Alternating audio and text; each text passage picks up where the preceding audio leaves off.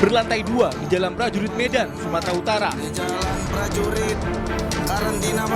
Banyaknya material yang mudah terbakar serta rumah yang berbahan dasar kayu membuat api dengan cepat membesar dan menyambar bangunan rumah yang berada di sebelahnya. Warga dengan alat seadanya bahu-membahu berusaha memadamkan api. Petugas pemadam yang datang ke lokasi sempat kesulitan untuk memadamkan api lantaran padatnya akses jalan menuju lokasi. Api pun berhasil dipadamkan setengah jam kemudian. Jadi berita kami terima 4.03 lewat 32 menit, ya. Jadi lebih kurang tidak sampai 10 menit kita tiba di lokasi. Telah terjadi kebakaran di Jalan Prajurit, Kelurahan Sidorami Barat, Kecamatan Timur. Nah, dari pantauan kami ada lebih kurang 1 rumah yang terbakar, jadi dapat informasi bahwa rumah kosong. Untuk dugaan sementara masih dalam penyelidikan dan untuk sementara korban jiwa atau luka masih nihil. Untuk armada yang kita turunkan hari ini lebih kurang ada 6 unit.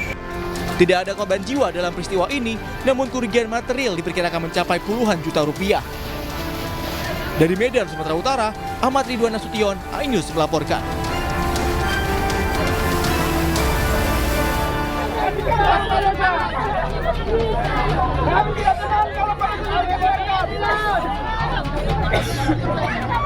Massa menggeruduk gedung Pengadilan Negeri Muna, Sulawesi Tenggara saat sidang kasus Kepala Desa Lagasa, Asdam Sabrianto, Senin pagi.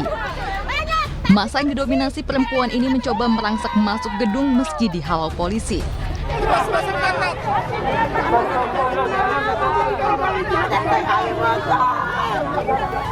Bahkan salah seorang diantaranya tidur di depan pagar pengadilan sebagai bentuk protes.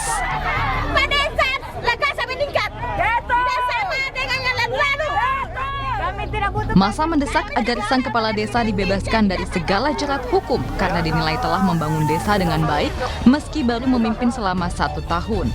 Adapun jaksa mendakwa kepala desa Lagasa atas penggunaan ijazah palsu. Kalau dia dituntut masalah ijazah, untuk apa ijazah SMA? Untuk apa ijazah sarjana? Tapi korupsinya banyak. Iya.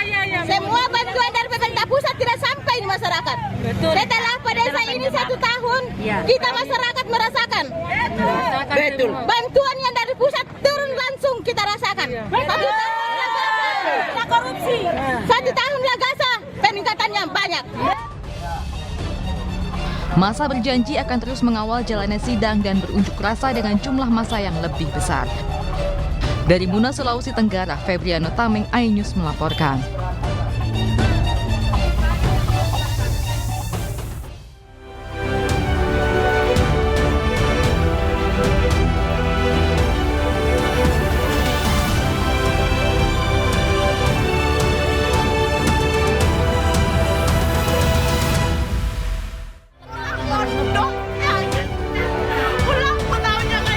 Empat santri ditetapkan sebagai tersangka penganiayaan yang menyebabkan tewasnya santri asal Banyuwangi. Sejumlah lansia terjepit hingga pingsan karena kelelahan mengantar beras murah.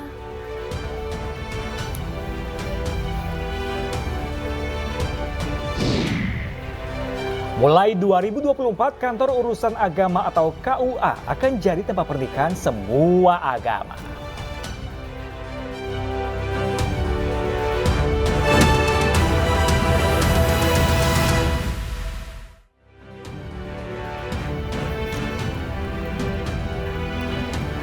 Halo, selamat siang pemirsa. Apa kabar Anda hari ini? Senang sekali saya Pram Senjai dan rekan saya Arlisa kembali hadir menemani Anda dalam iNews Siang hari ini pemirsa. Selain 3 berita utama tadi, iNews Siang juga akan menyuguhkan beragam informasi penting lainnya. Dan pemirsa, iNews Siang kali ini kami awali dari Bandung Barat, Jawa Barat, di mana ada seorang pedagang rujak tewas dalam kecelakaan lalu lintas di Jalan Raya Batu Jajar. Korban tertimpa ban truk yang terlepas dan kejadian ini terekam kamera pengawas.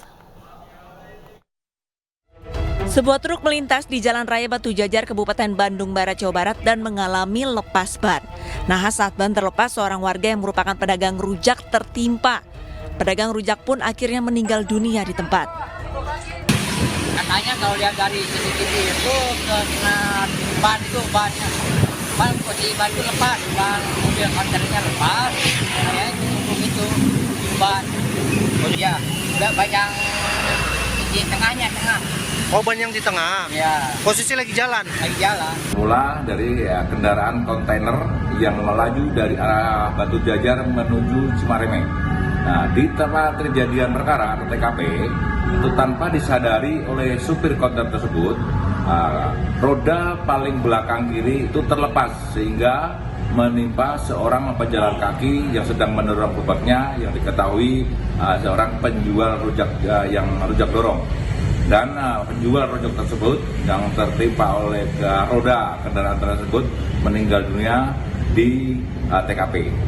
Adapun kasus ini sudah ditangani oleh unit Gakum Polres Cimahi untuk pemeriksaan lebih lanjut. Kini supir truk sudah diamankan polisi, sementara jenazah sudah dibawa ke Rumah Sakit Hasan Sadikin. Dari Kabupaten Bandung Barat, Jawa Barat, Yuwono Ainis melaporkan.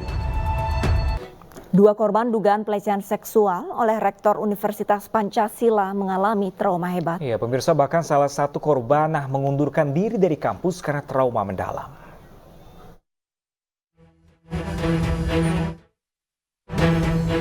Kasus dugaan pelecehan seksual oleh Rektor Universitas Pancasila berinisial ET dibenarkan kuasa hukum para korban. Menurut kuasa hukum korban, ada 2 staf humas dan Ventura yang menjadi korban yang terjadi dari bulan Januari dan Februari. Kedua korban diketahui berinisial RZ dan DF. RZ diketahui telah dimutasi ke program S2, sementara DF memilih mengundurkan diri karena trauma mendalam. Secara psikis, traumatik mereka itu yang membuat mereka maju mundur atau ragu-ragu untuk membuat laporan. Dan ini membuat surat dulu kepada pihak yayasan, tetapi dari pihak yayasan itu tidak ada respon sama sekali, sehingga pihak keluarga korban meminta korban untuk melaporkan kejadian ini ke Polda Metro Jaya. Selain itu, sejumlah mahasiswa Universitas Pancasila hari ini menggelar aksi setelah rektornya dilaporkan ke Polda Metro Jaya terkait dugaan pelecehan pegawainya. Dengan pemasangan spanduk, mahasiswa tersebut menggelar aksi di halaman kampusnya sebagai bentuk penolakan pelecehan yang terjadi di dunia pendidikan. Dalam aksinya, mahasiswa menuntut agar rektor mundur dari jabatannya hingga proses hukum selesai. Dari Jakarta, dan Helmi Sanjangbati, iNews melaporkan. Sementara itu, pemirsa, puluhan siswa sekolah dasar di Sukabumi, Jawa Barat mengalami keracunan usai menyantap jajanan yang dijual pedagang keliling di sekolah. Para pelajar tersebut mengalami mual, pusing, hingga sesak nafas. 23 siswa Sekolah Dasar Negeri Nanggewer, Desa Sukajaya, Kabupaten Sukabumi, Jawa Barat, alami mual, muntah dan pusing hingga harus menjalani perawatan Puskesmas Karawang. Para siswa dirawat usai keracunan setelah diduga mengonsumsi jajanan pedagang yang dijual di lingkungan sekolah. Pihak sekolah langsung melaporkan ke polisi. Sementara sampel makanan yang dikonsumsi dibawa ke Dinas Kesehatan untuk pemeriksaan laboratorium. Racunnya makanannya ini mereknya Daya bukan Daya. Ya. Reaksinya seperti apa? Reaksinya pusing, muntah, mual-mual, kemudian ada yang sesak napas anak-anak. Itu Pak, jajanan itu memang ada di mana? Ada ini baru hari ini, tidak tiap hari, baru hari ini. Berarti yang keliling ya? Pedagangnya pedagang keliling.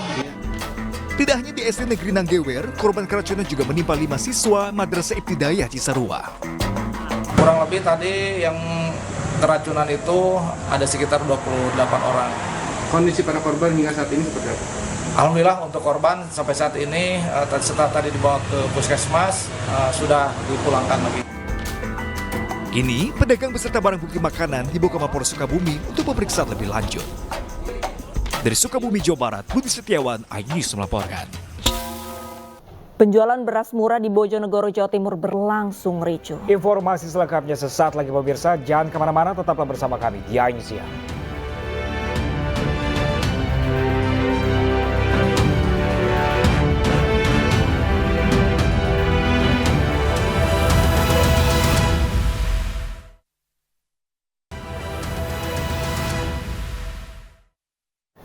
Ya, pemirsa, bencana tanah longsor melanda jalur menuju Kecamatan Bastem, Kabupaten Luwu, Sulawesi Selatan. Saat ini terdapat 4 orang meninggal dunia serta sejumlah korban terluka dan patah tulang.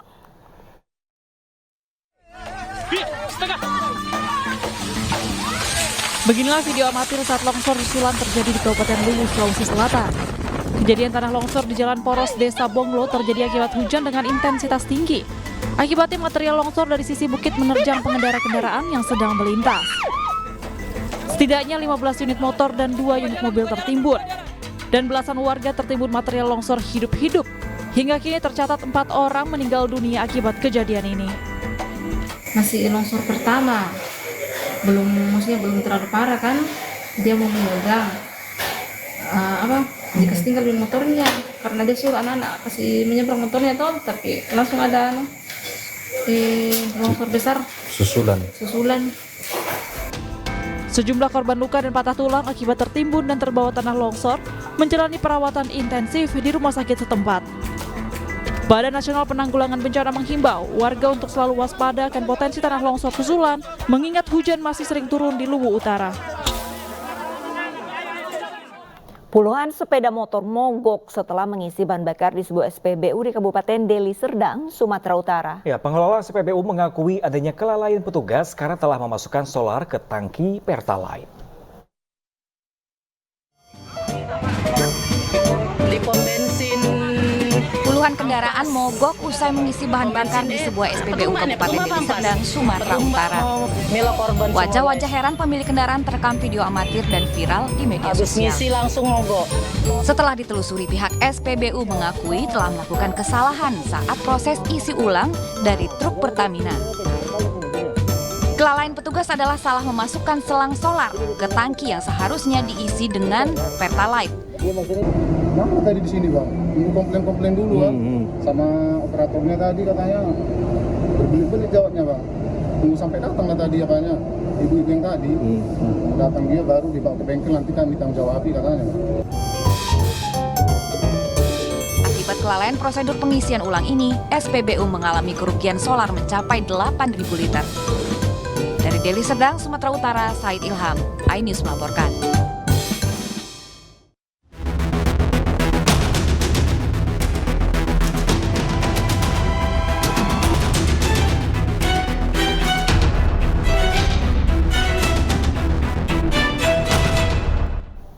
Kita ke informasi beras, pemirsa. Penjualan beras murah untuk stabilisasi pasokan harga pangan di Bojonegoro, Jawa Timur ini berlangsung ricuh. Bahkan sejumlah lansia terjepit hingga pingsan karena kelelahan mengantre.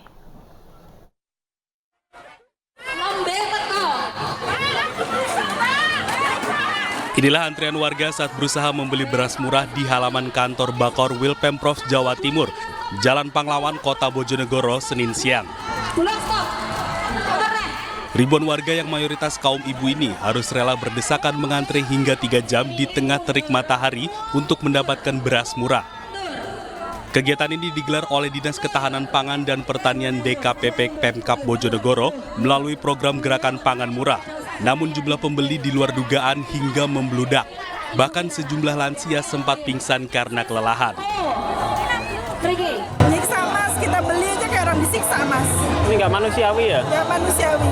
Biasanya nggak kayak gini mas, saya dari jam 7 mas ini nggak dapat apa-apa. Adalah kegiatan kita dalam rangka stabilisasi pasokan dan harga pangan. Jadi kegiatan ini sudah 2 kali ini dilaksanakan, rencana 15 kali ya. Oh ya wes. Membludaknya warga ini di luar perkiraan karena sebelumnya program serupa yang digelar di Kecamatan Purwosari tidak sampai ricuh. Dari Bojonegoro, Jawa Timur, Dedi Mahdi, iNews melaporkan. Ratusan warga menyerbu paket sembako murah di kantor Kecamatan Kebonjeruk, Jakarta Barat. Warga rela antri demi mendapatkan paket sembako murah seharga Rp100.000 karena tingginya harga bahan pokok saat ini.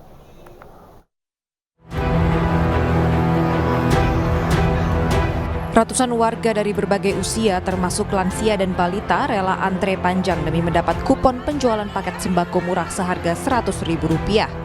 Sejumlah warga bahkan sempat terlibat cekcok akibat saling menyerobot antrean. Paket sembako murah ini berisi 5 kg beras, 1 kg tepung terigu, 1 kg gula, serta 2 liter minyak goreng. Akibat ramainya antrean, sejumlah warga harus pulang dengan tangan hampa lantaran kupon penjualan paket sembako murah habis. Mahal, apalagi mahal, gula mahal. Ya pengennya sih. Iya, pengennya murah. Senang Ibu ya dengan kondisi ini? Senang lah, lihat aja tuh. Sampai ada yang nggak bagi.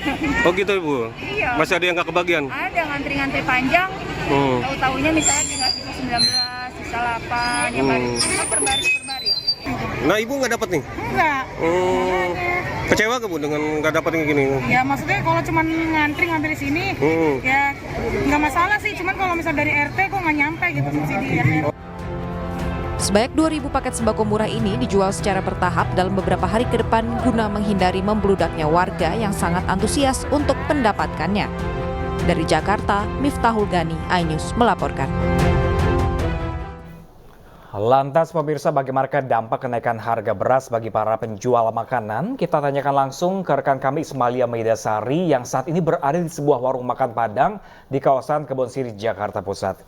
Ismalia, apakah dampak kenaikan harga beras terdampak juga di tempat makan Anda melaporkan pada siang hari ini?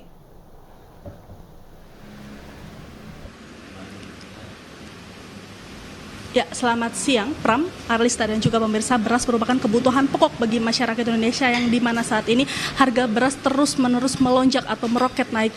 Yang dimana ini pastinya akan berpengaruh kepada setiap elemen masyarakat, terutama para pemilik warung makan. Dan para pemilik warung makan ini harus terus memutar otak atau harus terus mencari tahu, mensiasati bagaimana cara mensiasati dampak kenaikan beras bagi makanan yang mereka jual kepada konsumen. Dan saat ini saya berada di warung makan Padang di daerah Jakarta Pusat dan sudah bersama pemilik warung makan yakni Bapak Ahmad, pemilik warung makan Padang. Kita akan bertanya langsung bagaimana cara beliau mensiasati harga kenaikan beras. Ya, selamat siang Pak Ahmad. Siang Ibu. Ya Bapak, ini kan harga beras ini naik terus ya Pak ya. Sekarang sudah mencapai di angka 17.000 nih. Nah, bagaimana Bapak Ahmad mensiasati sebagai pemilik warung makan terkait dampak kenaikan beras ini Pak? Ya, untuk sementara ini kami masih biasa-biasa aja Bu ya. Untuk terutama beras tetap pakai kualitas yang dari pertama sampai sekarang udah 17.000. Yang kedua kali untuk mensiasati masalah makanan ya kita masalah harga tetap biasa. Jadi masih bertahan lah istilahnya dari semula sampai sekarang ini gitu. Cuman ya kendalanya istilahnya keuntungan kita udah pasti mengurangi gitu Bu. Yang tadinya 30% paling sekarang tinggal 15% gitu penghasilan kita. Terus kalau untuk ganti beras bisa-bisa aja, cuman kan kita takutnya pelanggan nanti malah berkurang. Jadi untuk sementara kita masih bertahan sambil menunggu nanti hasil panen yang akan datang. Jadi kalau Bapak Ahmad ini tidak menaikkan harga dan tidak mengurangi porsi, namun tetap menjaga kualitas sehingga keuntungannya dikurangi ya Pak ya, seperti itu? Betul. Ya jadi nggak ada ya dari bos kita itu untuk menaikkan harga atau mungkin kenaikan apa itu per porsi daripada lauk-lauk. Untuk sementara kita masih seperti biasa lah bertahan gitu untuk menjaga kualitas. Oke, baik Pak. Ini harapan Bapak sebagai pengelola warung makan, harapannya itu bagaimana sih Pak dengan kenaikan harga beras dan bahkan harga pangan pun juga naik nih Pak? Iya betul. Ya harapan kami tentunya masyarakat semuanya lah ya. Kita berharap sama pemerintah ya secepatnya lah harga sembako terutama ya beras ini yang sekarang lagi melambung tinggi diusahakan secepat mungkin, apalagi ini mau lebaran kan ini. Terus mungkin bukan hanya beras, dari cabai, sayur-sayur mayur semuanya kan pada naik. Jadi harapan kami secepatnya lah distandarkan seperti semula. Terima kasih Pak Ahmad atas waktunya. Ya, Pram, Arlista dan juga pemirsa, seperti yang kita tadi sudah dengar jabaran dari para pemilik warung, ini mereka bisa saja menaikkan harga atau bahkan mengurangi porsinya, namun mereka lebih memilih untuk tetap bertahan untuk terus menjaga kualitasnya sehingga mereka harus merelakan keuntungan mereka semakin berkurang. Dan juga Pram, Arlista dan juga pemirsa, untuk harga beras ini memang diprediksi akan terus melonjak hingga bulan panen, yakni bulan Maret hingga bulan April. Namun kita lihat apakah di saat bulan panen tersebut apakah harga beras akan turun ataupun mungkin akan naik, karena mengingat kondisi cuaca ini juga berdampak bagi harga kenaikan beras. Kembali ke studio, Pram dan juga Arlista. Baik, terima kasih banyak atas laporannya Ismalia Maidasari langsung dari kawasan Kebon Siri, Jakarta, dan selamat kembali bertugas. Ya pemirsa, seorang caleg wanita di Sampang, Jawa Timur mengamuk karena suaranya nol di tempat dia dan keluarga mencoblos. Ini siang akan segera kembali.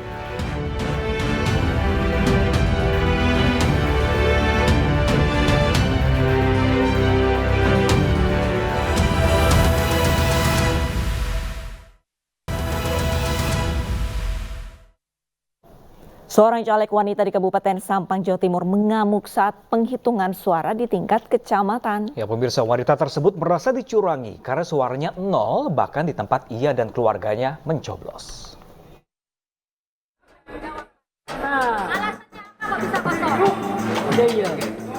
Video amatir merekam aksi caleg wanita di Kabupaten Sampang yang melakukan aksi protes keras saat penghitungan suara di tingkat kecamatan di Gedung Bulog, Banyu Ates, Kabupaten Sampang, Jawa Timur. Caleg bernama Ayu Ratna Amelia dari Dapil 3 ini mengamuk lantaran suara C1-nya tidak ada suara sama sekali alias kosong. Bahkan di beberapa TPS yang sudah diyakini mempunyai suara. Salah satunya di TPS tempat Ayu dan keluarganya mencoblos seluruh suaranya 0. Ayu yang mengetahui videonya viral di media sosial mengaku secara sadar menyebarkan fakta agar masyarakat mengetahui kecurangan pemilu yang menimpa dirinya. Itu nggak boleh masuk, katanya yang masuk itu harus berdasarkan mandat. Sedangkan Ayu kan caleg, jadi biasanya kan di mana-mana caleg itu kan punya hak. Kenapa harus pakai mandat kalau calegnya sendiri pengen menyaksikan, begitu loh Mas. Jadi memang kayaknya itu sudah diatur untuk Ayu itu tidak boleh masuk ke dalam situ. Oke lah, di desa lain punyanya Ayu hilang, Ayu tidak masalah. Tapi yang Ayu permasalahkan itu karena memang Ayu itu melakukan pencoblosan di TPS Ayu sendiri, TPS 6, dan ternyata dan keluarga ini, keluarga inti. Kan tidak mungkin kalau keluarganya Ayu sampai mencoblos orang lain gitu loh Mas. Sementara itu, Ketua PPK Kecamatan Banyu Ates tak menampik adanya aksi protes tersebut. Kita sanding data dulu antara pengawas TPS, dalam hal ini yang hadir ke sini kan Panwascam. Kita sanding data, kemudian kalau memang masih dirasa kurang pas ya kita sarankan untuk melapor ke Panwascam yang berkaitan dengan pelanggaran pemilunya. Semua keluarganya hingga kini pihak PPK masih melakukan pengecekan dan pencocokan data. Apabila tindakan PPK masih kurang puas, pihak calon bisa melapor ke Panwascam terkait pelanggaran pemilu atau bisa melapor ke Panwaslu Sampang. Dari Sampang, Jawa Timur, Fatur Rahman, iNews melaporkan. Sementara itu, pemirsa, Koalisi Perubahan pengusung Anies Mohaimin masih menunggu aksi nyata PDI Perjuangan sebagai motor penggerak hak angket di DPR untuk mengungkap kecurangan pemilu. Sementara itu, Capres nomor urut 3 Ganjar Pranowo menegaskan hak angket bukan sekedar gertakan.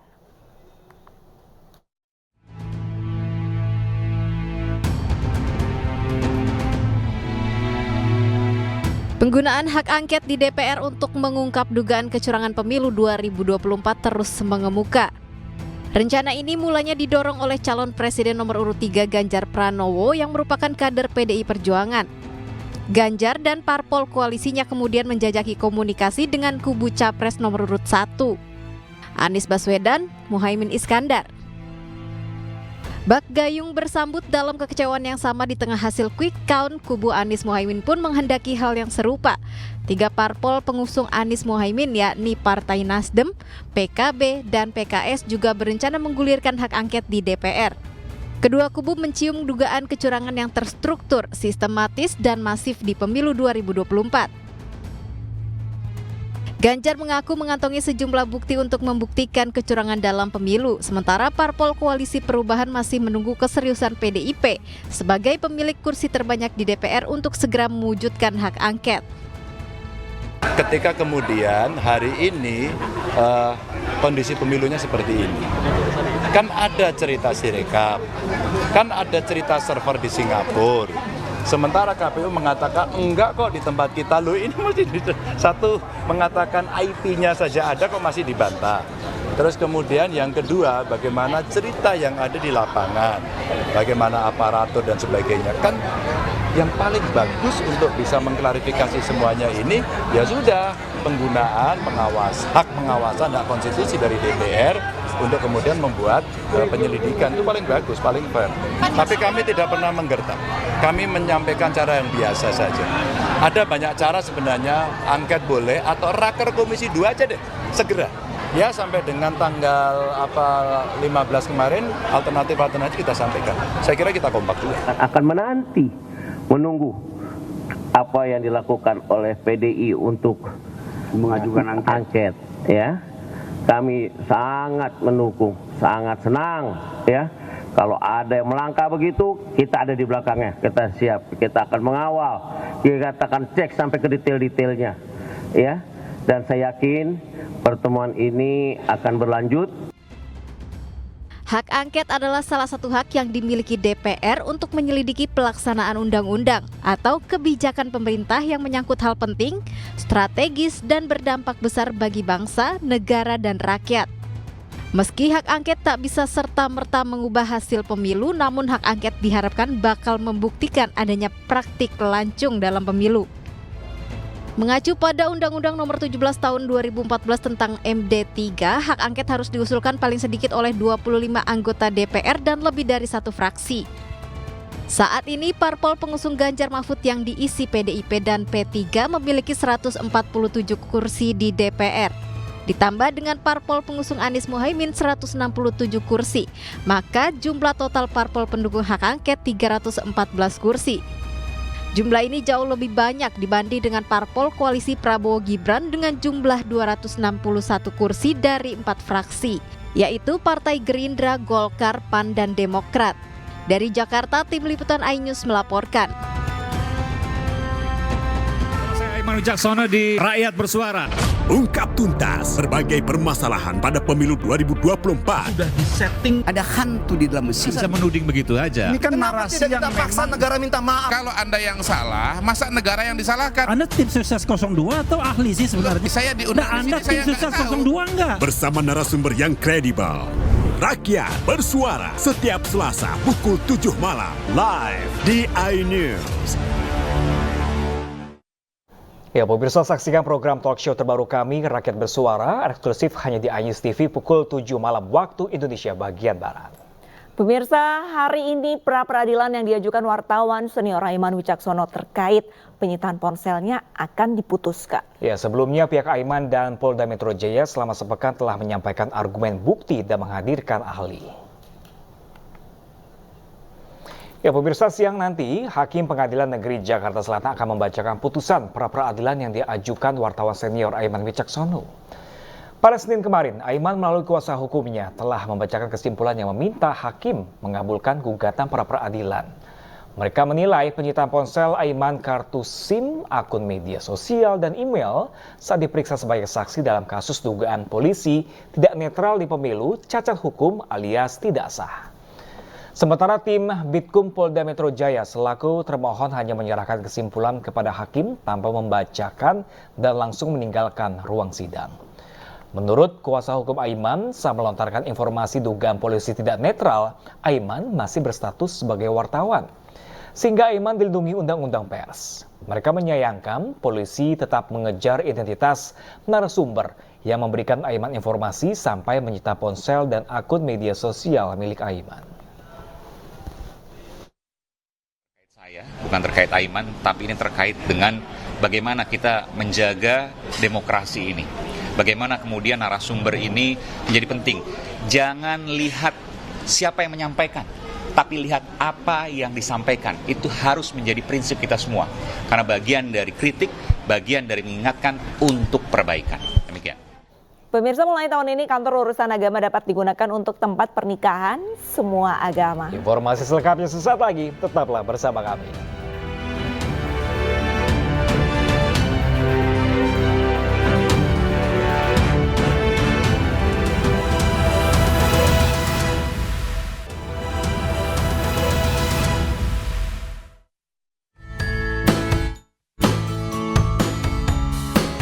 Kementerian Pariwisata dan Ekonomi Kreatif kembali memproyeksikan gelaran Festival Indo Fringe at Sekolah 2024. Gerakan ekonomi kreatif ini menargetkan 500 sekolah, serta 60.000 siswa di 20 kota di seluruh Indonesia. Kegiatan Indo Fringe merupakan ruang kompetensi seni bagi para generasi muda di lingkungan sekolah, untuk menggali talenta hingga berekspansi di panggung internasional, yang kemudian melahirkan sirkulasi ekonomi kreatif. Tujuan dengan Indo Fringe ini adalah lebih menggeliatkan festival-festival ini di seluruh wilayah Nusantara, dan kami mengapresiasi inisiatif dari Indo Fringe, dan peran ekonomi kreatif akan terus bertumbuh seiring dengan lokomotif pembangunan ekonomi Indonesia ke depan, yaitu menggunakan kreativitas dan inovasi. Saya rasa ini satu program yang sangat bagus buat anak muda, karena biasanya kalau kita anak muda di usianya 15-16 tahun, jarang kita ada diajarin apa itu lapangan kerja dalam dunia ekonomi kreatif. Misalnya banyak yang mau jadi content creator, videographer, fotografer, jurnalis. Gelaran Indofrinz yang kedua kalinya ini juga diharapkan dapat memecahkan rekor dunia dalam seni pertunjukan dan menjadi jalan inovasi untuk mempertahankan kearifan budaya Nusantara. Dari Jakarta, Esra Ambarita, Damar Wicaksono, iNews melaporkan.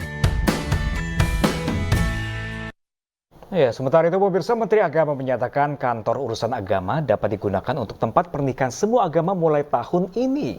Dan hal ini disampaikan dalam rapat kerja Direktorat Jenderal Bimbingan Masyarakat Islam. Dan pemirsa, usai sudah iNews siang hari ini, tapi jangan kemana-mana karena sesaat lagi rekan kami Baby Krisami akan membawakan program Kawal Suara Rakyat. Saya Arlis Tahadi. Dan saya Pram Senja, pemirsa pamit undur diri. Terima kasih dan sampai jumpa.